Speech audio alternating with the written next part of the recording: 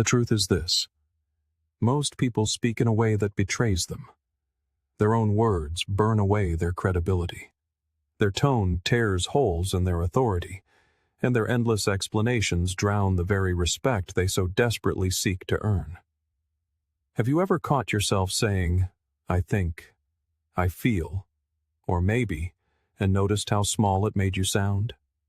Have you ever left a room realizing that, though you spoke the most, no one truly heard you? The Stoics warned that careless speech is a mirror to a careless mind. Today, we will break open this uncomfortable truth: why the way you speak keeps you invisible, and how to claim the power that only a select few ever master. If this resonates with you, subscribe, not for me, but for yourself.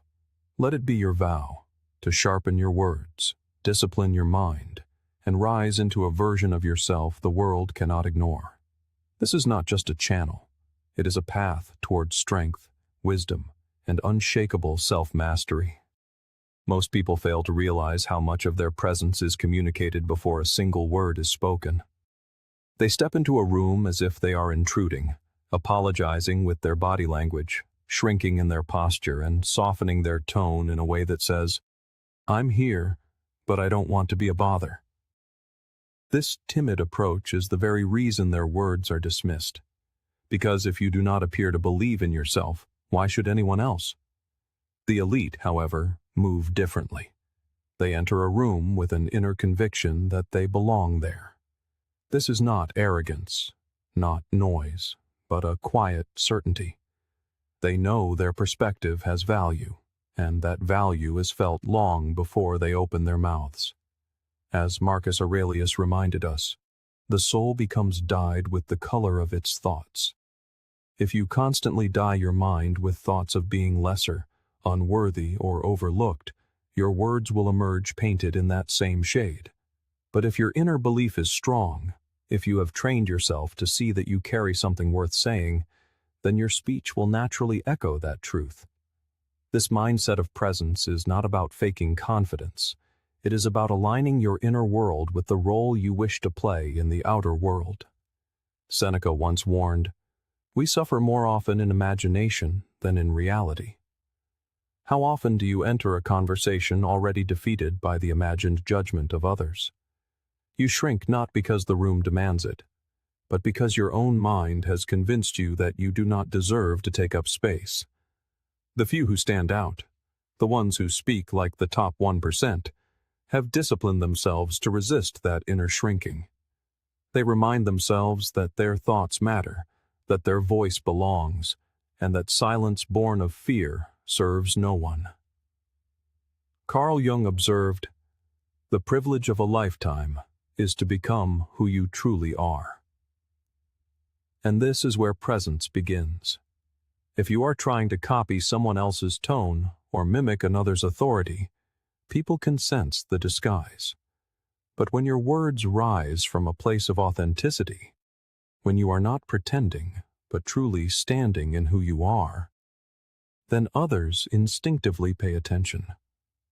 Jung understood that authenticity is magnetic precisely because it is rare.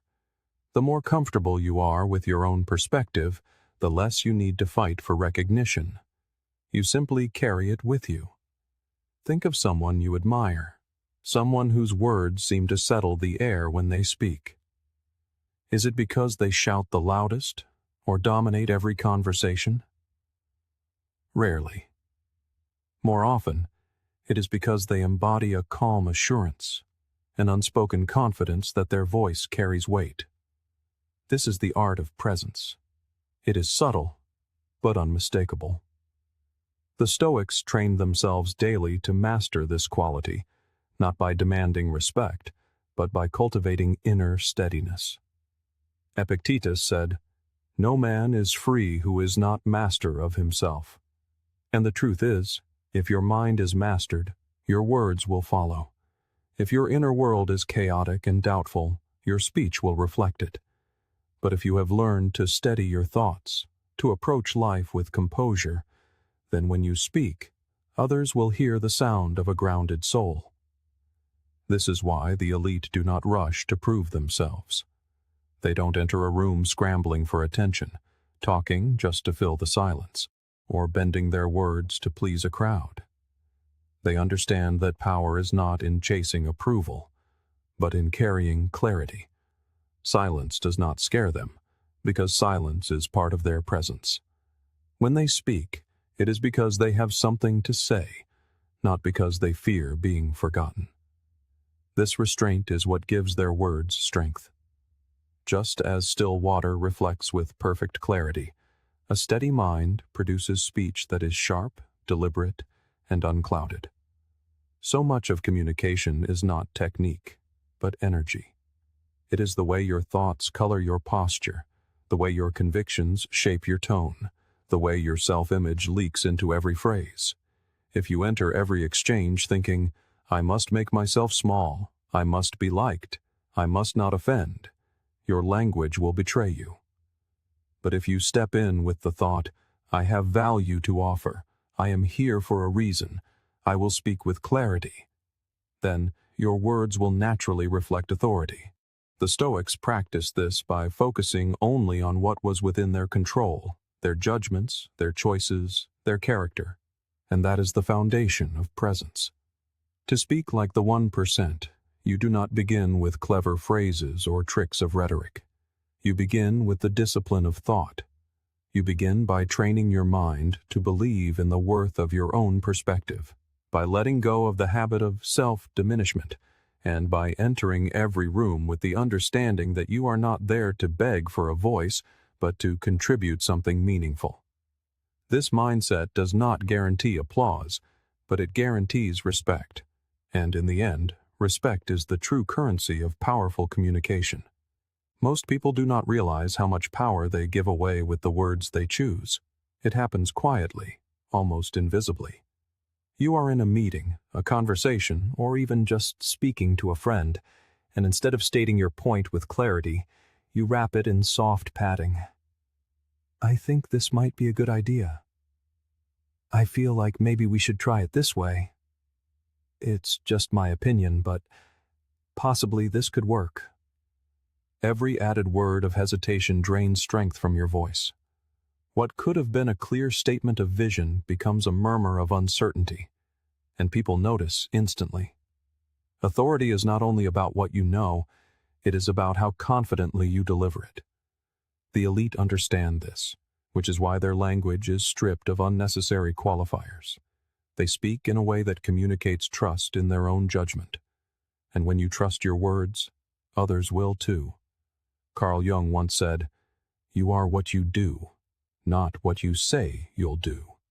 And yet, in communication, the way you speak often reveals what you will do. If you lace your words with doubt, it shows your inner conviction has not yet taken root. If you state your thoughts firmly, it shows you are prepared to stand behind them. People respond not just to the content of your message, but to the energy of certainty, or the lack of it. Weak language signals hesitation, and hesitation tells others you are not ready to lead. It does not matter if you are the smartest person in the room. If you sound uncertain, your voice will not carry. Think about how often you have dismissed someone's suggestion, not because the idea was wrong, but because the way they said it made it seem unworthy of attention. We are wired to look for signs of confidence as a marker of credibility. Aristotle noted, "We are what we repeatedly do." Excellence, then, is not an act, but a habit. The habit of softening your words is the opposite of excellence. It is a routine of self-sabotage. By repeating it, you train others to see you as unsure, even when you are not. By contrast, the habit of speaking with clarity becomes a practice of discipline, one that reshapes not just how others see you, but how you see yourself. This is not about arrogance. This is where many people misunderstand. Speaking with certainty does not mean you always have the right answer. It means you value your perspective enough to express it cleanly, without apology. Seneca reminded us, "It is not because things are difficult that we do not dare, but because we do not dare that they are difficult." When you hesitate to state your truth directly, you make communication harder than it needs to be. You complicate the exchange with nervous fillers when all that was needed was a steady voice and a simple sentence. Consider the difference. One person says, "Maybe we should consider doing this project differently." Another says, "This project will move faster if we change our approach." The second statement is not only clearer, it sets a direction. It tells people where to move. The first invites doubt and debate. The difference is not in the idea, but in the confidence behind it. The elite know that in moments of decision, certainty, even imperfect certainty, creates momentum. And momentum is often more valuable than perfection. Language also shapes our own psychology. If you constantly tell yourself, "I think I can," instead of "I will," you condition your mind to believe that your confidence is conditional, fragile, and dependent on the approval of others. But when you cut away the softeners and state your intentions directly, you begin to rewire your self-image. As Epictetus said, "First say to yourself what you would be, and then do what you have to do."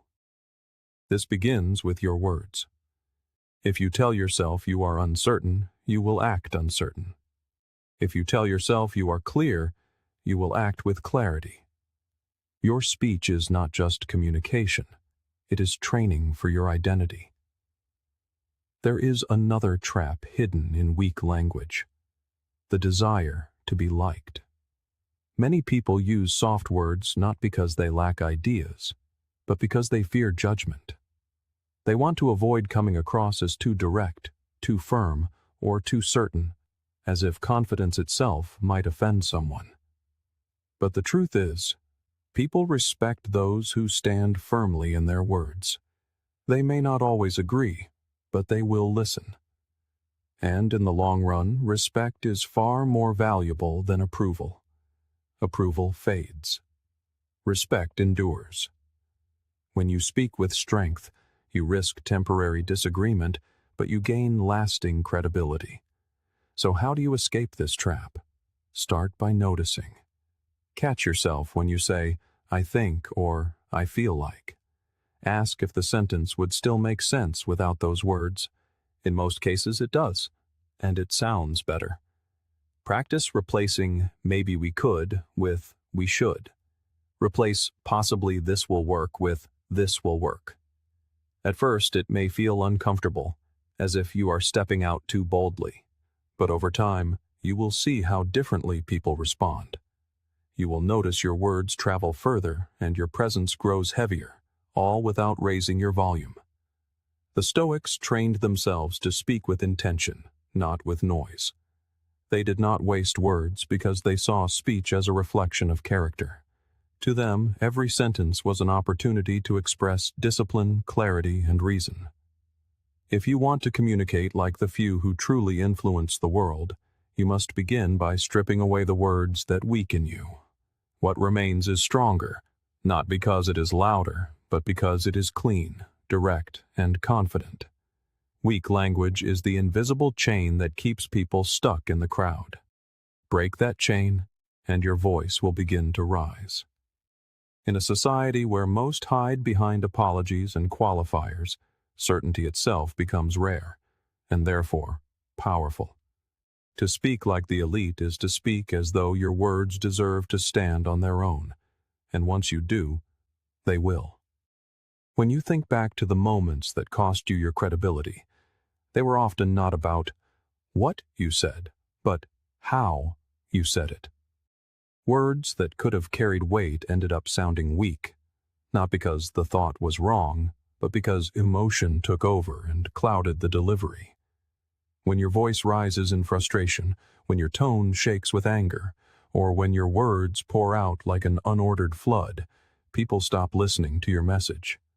They start reacting to your state. High emotion makes you sound reactive, not reliable. And in a world where trust is everything, sounding unreliable is one of the fastest ways to lose respect. The Stoics knew this well. They trained themselves daily to remain composed, to never give external circumstances the power to dictate their response. Epictetus reminded his students, It's not what happens to you, but how you react to it that matters. If your reactions are ruled by chaos, your words cannot carry authority. Think of communication as a mirror. When you speak, people are not just hearing your words. They are reading the state of your mind reflected in them. If your mind is unsettled, anxious, or inflamed, the reflection is distorted. Your words may be true, but they come in a package that makes others doubt their validity. On the other hand, when your inner world is calm, your communication is steady, and people instinctively trust it. Carl Jung once observed, "The pendulum of the mind oscillates between sense and nonsense, not between right and wrong." In other words, when emotion takes over, even intelligent thoughts can swing into nonsense. Without balance, your speech becomes less about clarity and more about catharsis, and that shift costs you influence. Leaders who rise above this trap are not devoid of feeling. They experience anger, frustration, and passion just like anyone else. The difference is, they refuse to let those emotions spill unchecked into their speech. Imagine a blade of grass in the wind. It bends and moves, but it never breaks. Leaders who master their emotions are like that. Flexible, yet unshakable. They don't resist the wind, but they don't snap under its force either. And when they speak, their calmness under pressure creates an aura of strength. People trust their words not because they are the loudest, but because they are the steadiest. Seneca wrote, "No man is more unhappy than he who never faces adversity, for he is not permitted to prove himself." Adversity is where emotion rises fastest. A heated argument, a public rejection, an unexpected challenge. These moments tempt you to react impulsively, but they are also the very stage on which you can prove your composure. Each time you choose measured words over an emotional outburst, you build credibility. Each time you hold your ground with calm reason instead of shouting to be heard, you demonstrate true strength. Reliability is not built in moments of comfort. It is forged when emotion could have taken control, but did not. Consider two leaders in a crisis. One raises their voice, blames others, and lets frustration drive every word. The other lowers their tone, asks questions, and calmly identifies the path forward. Who inspires confidence? Who would you follow? The choice is obvious. Words spoken from logic, clarity, and self-control carry a weight that is rare and powerful. Most people are pulled like puppets by their feelings, so when you meet someone who is not, you instinctively respect them.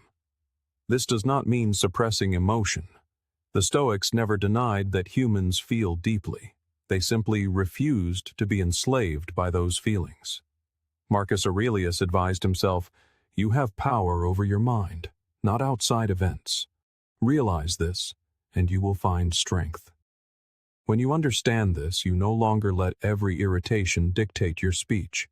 Instead, you filter emotion through reason. You let passion fuel your clarity rather than distort it.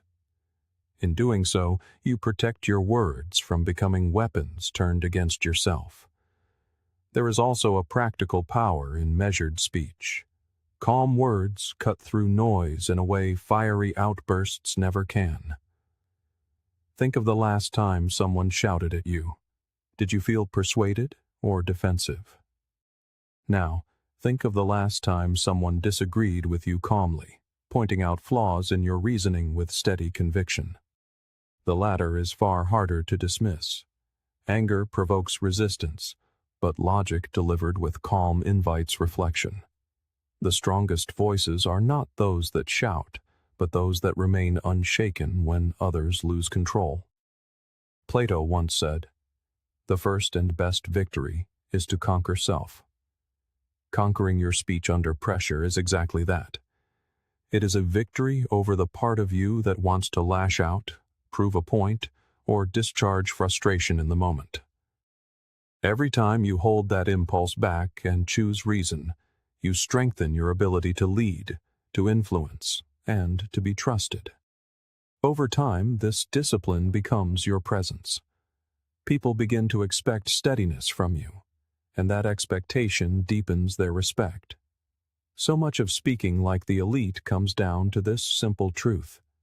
If your words are calm, measured, and steady, you project strength without ever needing to raise your voice. In a world of constant noise, where people react more than they reflect, the rare individual who speaks with composure will always stand out. It is not just what you say, but how you carry the storm inside you that determines whether your voice is remembered or forgotten. The one who controls their emotions does not just master speech, they master themselves. Authority is often misunderstood. Many assume it is about being the loudest voice in the room, the one who dominates every conversation, interrupting until everyone is forced to listen. But true authority is not about volume or force. It is about presence, intention, and clarity. It is the difference between someone who talks merely to fill a silence and someone who speaks in a way that makes others stop and take notice. When your words carry weight, people lean in. When they lack it, people drift away. Every conversation is a stage where you either reinforce or diminish your authority, and the elite know this better than anyone. They never wander into a discussion without a sense of purpose. They know why they are there, what they want to achieve, and how to shape their words to land with precision. Think about how authority feels in action. It is not an endless stream of words or a speech overloaded with details. It is the sharp strike of a few deliberate sentences that cut through the noise. The Stoics understood this principle. Seneca once wrote, "If you wish to be loved, love." His point was simple. If you want influence, live in a way that embodies it. The same is true of authority in speech. If you want your words to matter, they must be spoken as though they already do. That means no rambling, no trailing off, no apologizing before you make your point. The moment you second-guess or over-explain, the weight of your words begins to evaporate. Authority is not just in what you promise, but in how you deliver. If your tone shows conviction and your words show clarity, people feel your seriousness before they even analyze your point. Authority is the lived expression of certainty. It is when your inner belief is so steady that your outer words emerge like steel, direct, firm, and grounded. The elite do not need to shout, because their very tone carries that steel. Another mark of authority is respect for time, yours and others. Leaders do not waste words because they do not waste minutes. They recognize that every exchange has a cost, and so they sharpen their speech like a blade. A blade does not try to cover everything. It slices exactly where it needs to. Authority possesses a unique quality. A single, precise word delivered at the perfect moment wields more influence than 10 minutes of rambling explanation. But this is not merely about efficiency. It is about direction. To enter a room without a clear purpose is to surrender yourself to the currents of other people's agendas. You find yourself reacting, offering empty comments, or drifting into meaningless tangents. This is a trap the elite studiously avoid, for they prepare their minds long before their mouths open. They ask themselves a simple question: what is the outcome I desire from this conversation? That question alone shapes the very architecture of their communication.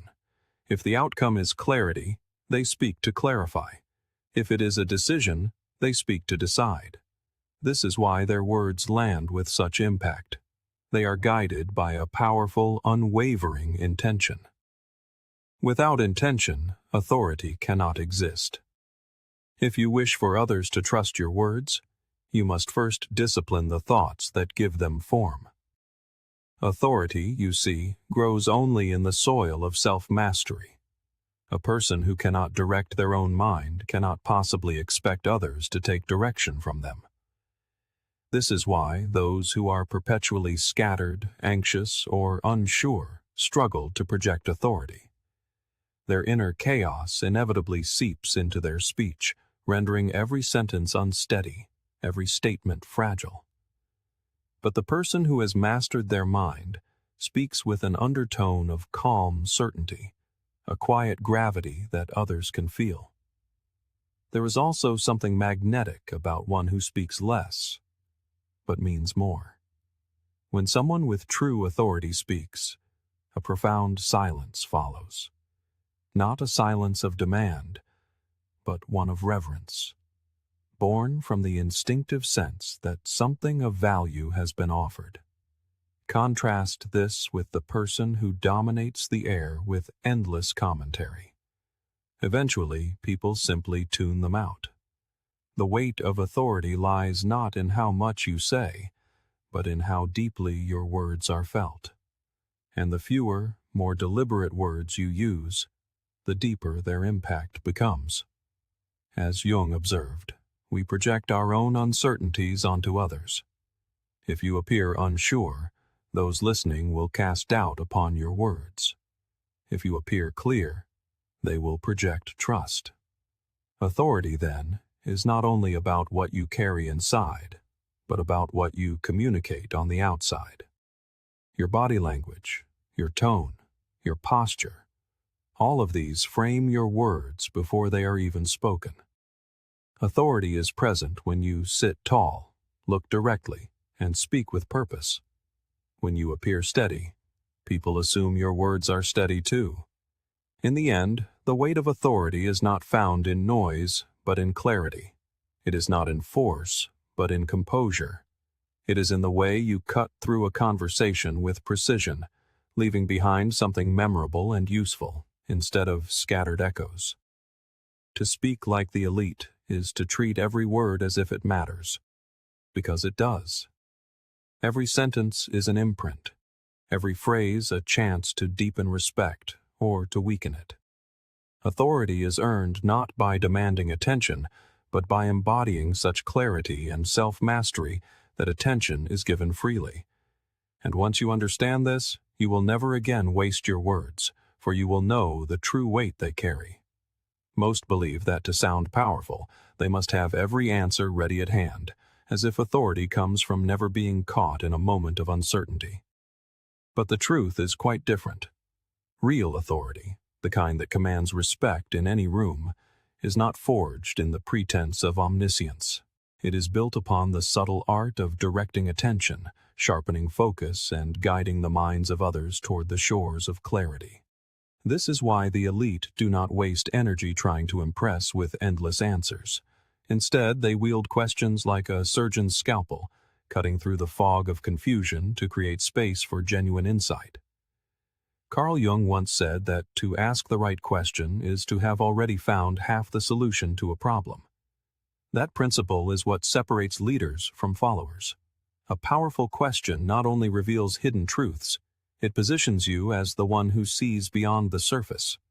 Think of how often people default to shallow questions that add nothing.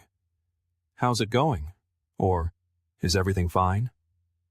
These are polite, but empty, and they produce equally empty responses. But contrast that with a question like, what is the single greatest obstacle you're facing right now? In an instant, the entire dynamic shifts. You have moved from skimming the surface to diving directly into the heart of the matter. That single question signals not only that you are paying attention, but that you care about uncovering what truly matters. And in that moment, without demanding it, you begin to shape the direction of the dialogue. People instinctively lean toward those who bring clarity, because clarity feels like leadership. The art of asking better questions is rooted in the Stoic discipline of perception. In his meditations, Marcus Aurelius often wrote of looking at things as they truly are, stripping away all distraction and pretense. If you are distressed by anything external, he wrote, the pain is not due to the thing itself but to your estimate of it, and this you have the power to revoke at any moment. Strategic questions help people revoke the false stories they tell themselves and face the real issue underneath. Instead of accepting a surface-level answer, you invite others to see more clearly, and in doing so, you establish yourself as the one who can lead them toward resolution. An authority built on questions is far more enduring than one built on answers. Why? Because while an answer can be challenged, the right question cannot be ignored. A bold statement may provoke resistance, but a well-placed question forces reflection. Even if someone does not respond aloud, the question lingers in their mind, quietly working its way through their thoughts. The elite understand this psychological power. They don't just ask questions at random, they design them with care, shaping a conversation the way an artist shapes clay. Each question bends the discussion closer to truth, to decision, to progress. People often exaggerate problems in their minds, allowing fear to distort their perspective. By asking, "What evidence do you have for that?" or "What data supports this view?" you help strip away the fog of emotion and bring the person back to logic. In that moment, you are not only guiding the conversation, you are grounding it in reality. And grounding others is one of the surest signs of authority. What makes this practice so powerful is that it doesn't demand you be the smartest person in the room. It demands only that you listen, that you observe, and that you know how to strike at the heart of an issue with precision. As Plato said, "A wise man speaks because he has something to say, a fool because he has to say something." Asking strong questions protects you from the trap of speaking merely to fill the silence. Instead of cluttering a discussion with more words, you open a space for others to reveal truths they hadn't even considered. In doing so, you become the person who changes the trajectory of the room without ever needing to dominate it. Strategic questioning is also a profound way of building trust. When you ask the right questions, people feel seen. They recognize that you are not brushing past them with rehearsed responses, but are genuinely trying to understand the core of their struggle or their perspective. This earns you something far more valuable than attention. It earns you respect. And once respect is given, influence naturally follows. The best leaders know that people follow not because they are told to, but because they believe the leader sees something they don't. Questions are the bridge to that belief. This skill does not appear overnight. It requires practice. It requires resisting the urge to rush in with your opinion and instead pausing to frame the right question. It demands that you think not only about what needs to be solved, but also about how the other person will process it. Aristotle once observed, "It is the mark of an educated mind to be able to entertain a thought without accepting it." Great questions invite thoughts without forcing conclusions, leaving room for reflection and discussion. That is how genuine dialogue grows, and it is in genuine dialogue that authority thrives. So the next time you find yourself in a meeting, a negotiation, or even a personal conversation, remember this truth. You do not need to know everything. You do not need to carry the burden of always having the perfect answer. What you need is the ability to guide others toward clarity with well-placed questions. The moment you do, you transform from someone trying to prove themselves into someone others naturally look to for direction. This is how the elite use words, not to showcase their own knowledge, but to reveal what others didn't even know they needed to see. And once you master this, you will find that people begin to follow your lead, not because you forced them to, but because your questions illuminated the path forward. It is a truth few understand. Words lose their value with astonishing speed the moment you refuse to stop speaking. Many believe that by adding more detail, repeating themselves, or softening their message, they will sound more convincing. In truth, the opposite happens. The more you circle around a point, the weaker it becomes. Confidence in speech is not found in flooding the air with noise. It is found in the wisdom of knowing when to stop. A single statement, delivered with clarity and restraint, carries more weight than the longest explanation. Every sentence must find its destination. If you keep circling, your listener grows restless, and the power of your message simply evaporates into the air. This discipline of restraint is what separates ordinary communicators from the few whose voices carry true authority. Restraint is not coldness or distance. It is valuing the strength of silence as much as the strength of speech. It is giving your words room to breathe, and giving the listener time to reflect, to absorb, and to consider. Seneca once wrote, "It is quality rather than quantity that matters." This applies not only to life, but directly to communication. People who lack confidence tend to bury their thoughts under endless layers of justification. People who are sure of themselves trust that a few clear words are enough, and others instinctively respect that. When you say something once, firmly and without excess, you give your words gravity. Carl Jung believed that, in all chaos there is a cosmos, in all disorder a secret order. The same principle applies to how we speak. To ramble is to create a kind of verbal chaos, a signal that your own thoughts are scattered, that you are still searching for order within yourself. But when you speak with restraint, cutting away the noise, you reveal the hidden structure of your thought. People begin to feel that you are someone who has already done the work of finding clarity. That impression creates trust, and trust is the foundation of all influence. The discipline of restraint, then, is not about holding back the truth, but about delivering it with precision and calm control. Think of the last time you listened to someone who would not stop repeating themselves. They circled the same point again and again, perhaps changing the words but never adding new meaning. At first, you may have listened carefully, but soon a fatigue set in. The message lost its edge, and their credibility along with it.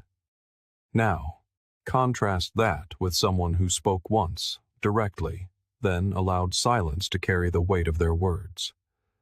Which one stayed with you? Which one sounded more certain? This is why the great leaders and thinkers throughout history chose their words with care and delivered them sparingly. Authority is never found in excess. It is found in precision. As Aristotle said, "The more you know, the more you realize you don't know." The wise understand that their role is not to overwhelm others with everything they could possibly say, but to focus only on what truly matters in that moment. Too many words often reveal insecurity, a hidden need for validation, or a fear of being misunderstood. But clarity requires no validation. It requires courage. The courage to stand by your statement without adding a cushion. The courage to trust that your meaning is strong enough to survive without constant repetition. At its very core, the discipline of restraint is the courage to let your words stand on their own. There is also a rhythm to effective communication that restraint protects. Imagine a musician who never allows for a pause between the notes. The melody would collapse under the weight of constant sound. It is the space between the notes that gives music its shape and its meaning. The same is true of speech. Too much explanation, too much justification, strips your message of its rhythm. The best communicators, like skilled musicians, know when to pause, when to let silence hold the moment, and when to end the performance before it drags on. By respecting that rhythm, they create communication that feels sharp, intentional, and powerful. Marcus Aurelius once wrote, "Waste no more time arguing about what a good man should be. Be one." In communication, the lesson is this: waste no more words proving that your point is valid. Simply speak it as though it is. When you do, you signal to others that you trust your own judgment, and when people sense that, they begin to trust you too. Restraint creates a natural air of authority, not because you are withholding truth, but because you show discipline in how you deliver it. The fewer words you use, the more valuable each one becomes. This is not easy to practice, especially in a world where everyone is rushing to be heard, to defend themselves, to prove their worth through endless talking. But mastery lies in resisting that urge. Restraint teaches you to treat each word as though it carries weight, as though it has the power to shift the entire room. The elite do not chase attention by saying more. They earn it by saying less. Every phrase is deliberate, every pause intentional. And the result is that their voices linger long after the conversation has ended.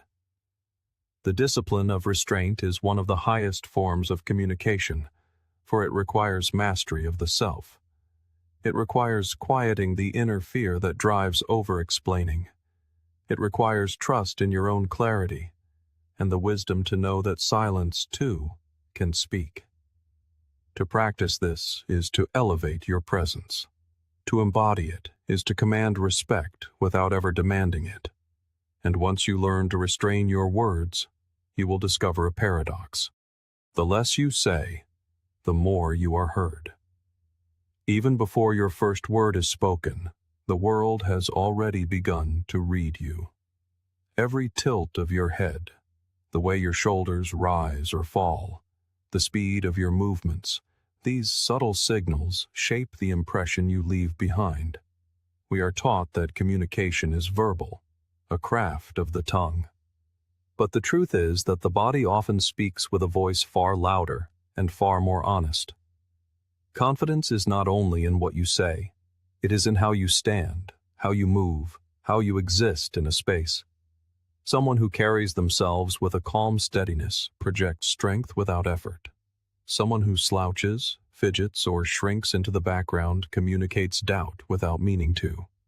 This is why the elite pay close attention not just to their words, but to the silent story their body tells. If you wish to be respected, you must first decide, inwardly, to carry yourself as someone worthy of respect. Shoulders held back, spine aligned, movements measured and deliberate. These are not merely cues for others. They are signals to your own mind.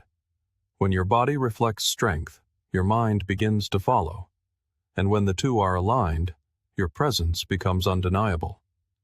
This is why even silence, when carried with composure, has power. A quiet person who stands tall will often be listened to before a loud one who looks uncertain. Carl Jung observed that, in each of us there is another whom we do not know. That hidden self often reveals itself through our body language. You may speak words of confidence, but if your hands tremble, if your eyes dart away, if your posture collapses, this unspoken self has betrayed the truth. People notice this contradiction, often unconsciously. They sense that something isn't aligned, and their trust in you weakens. But when your words and your body match, when both say the same thing, the effect is magnetic. You no longer seem like someone performing confidence, but like someone who embodies it. Think of the last time you were drawn to a person in a room before they had even spoken. Perhaps it was the way they entered, slow, deliberate, not rushed.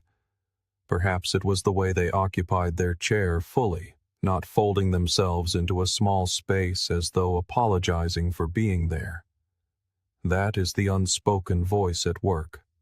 True leaders often don't need to assert their authority loudly, because their posture, their stillness, their eye contact have already set the tone. Presence comes first from the body, then from the mouth. And the remarkable thing is, this can be trained. Seneca once wrote, "We are always complaining that our days are few, and acting as though there would be no end of them." In communication, many act as though they have unlimited time to make an impression, so they squander it. They fidget, they shuffle, they avert their gaze. But in every second, others are drawing conclusions. Your body is a constant messenger, and every gesture either strengthens or erodes the impression of authority. To treat these moments as precious forces you to be intentional, to act as though each motion, each look, is part of your message. This is why the elite control not just their words, but their very presence. They do not allow nervous habits to scatter attention. They do not let restlessness betray them. Instead, They use stillness as a form of strength. A steady hand resting calmly on a table often communicates more than restless hands waving endlessly. A few deliberate gestures carry more force than 100 frantic ones. Authority in body language then comes not from doing more, but from doing less with greater intention. Just as the discipline of restraint gives power to words, restraint in movement gives power to presence. Be confident in how you carry yourself. Let your body reflect the steadiness you want others to feel in your words. This does not mean stiffness. True authority is not rigid. It is relaxed, balanced, and natural. It is not the frozen posture of someone trying too hard, but the composed ease of someone who trusts themselves. That ease invites others to trust you too. The unspoken voice of your body language is always active, whether you are aware of it or not. People are constantly reading it, constantly responding to it, long before you have had the chance to explain yourself. The question, then, is not whether your body is communicating. It always is. The question is whether it is communicating strength or weakness, certainty or doubt, presence or absence. The elite choose to master this voice instead of leaving it to chance. They know that once your body aligns with your words, you no longer need to force authority. You simply carry it, and everyone else feels it. Your voice is the bridge that connects your inner world to the one outside. It is the vessel for your thoughts. Before people can judge your intentions, before they can measure your ideas, they experience your voice. If it trembles, fades, or drifts into a whisper, they will sense hesitation, even if your words are solid. If it rises with unnecessary force, they will sense defensiveness, even if you are right. But when that voice carries a quiet clarity, firm but not strained, steady but not cold, it signals an unshakable conviction. It tells others that you believe what you are saying, and that you stand behind it. And people trust a voice that sounds as if it trusts itself. That trust does not happen by accident. It comes from discipline, from practice, from shaping your voice with the same care you would give to any other instrument. Think of the way a musician learns to master their craft. They do not begin with loud performances. They begin by learning control. A violinist must train their fingers to move with precision. A pianist must spend hours mastering scales before they can move to concert halls. Your voice is no different. If you do not practice control over its volume, its tone, its pace, it will betray you when it matters most. When your voice wavers or cracks under pressure, it reveals an inner disorder. But when it emerges steady and calm, even in the most difficult of situations, it shows that you have built an inner cosmos, an order that others can rely on. Human beings are deeply, almost instinctively, attuned to these vocal cues. We do not merely hear words. We feel the state of mind from which they were born. This is why a clear, grounded voice is one of the most powerful signals of authority. It projects not just sound, but presence. It is a common misconception to equate vocal strength with sheer volume. Shouting, however, is not a sign of power. It is a sign of insecurity. True vocal authority is born not from force, but from resonance. A calm, resonant voice that fills a room carries far more impact than a loud one straining to dominate it. As Aristotle observed, the self-controlled person is free. This freedom extends to the voice, a liberation from the compulsion to push, to strain, to overcompensate. When you are liberated from this urge, your voice finds its natural state, strong, clear, and persuasive. And this power is not reserved for grand speeches or formal occasions. It fundamentally shapes our everyday conversations. Consider two people giving the same instruction. The first speaks quietly, their tone wavering, as if apologizing for the very space they occupy. The second delivers the same words with a calm steadiness that projects unshakable certainty. Whom do you follow? Whom do you respect? The content has not changed, only the delivery. We are wired to trust voices that convey certainty. To cultivate vocal strength, then, is to do more than change how you are heard. It is to transform how you are perceived. This cultivation, however, requires patience. Much like strengthening the body, strengthening the voice is a discipline, a daily practice. It begins with awareness, an awareness of the moments you fade into whispers, rush your words, or allow anxiety to shrink your tone. It is the conscious practice of slowing down, of breathing deeply, and of allowing each word to carry its intended weight. Beyond the practical, there is a profound emotional dimension to vocal strength. We remember not just what was said, but how it made us feel. A voice that is steady and clear has the power to calm fear, to inspire courage, and to forge an immediate sense of trust. History remembers great leaders not merely for their ideas, but for the voices that carried those ideas into the hearts of millions. Words are vessels for thought, but it is the voice that breathes life into them. Without that vital breath, the most brilliant idea remains inert. With it, the simplest of truths can move mountains. Plato taught that the beginning is the most important part of the work. In any interaction, your voice is the beginning. It sets the frame for everything that follows.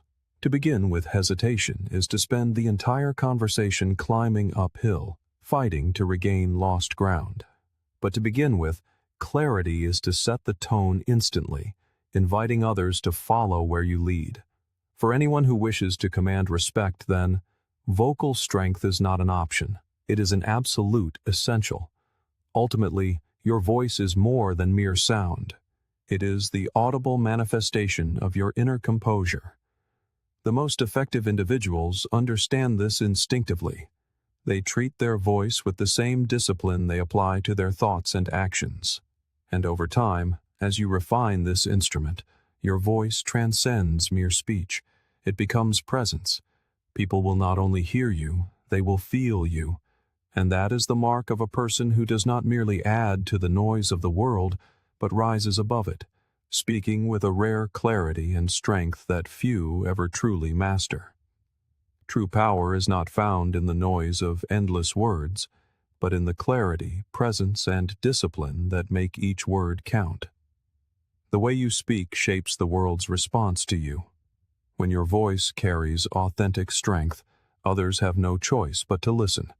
Remember this: mastery begins within, and your words are the evidence of that inner work. To continue on this path, select one of the suggested videos on your screen. Thank you for being a part of the Stoic Journal.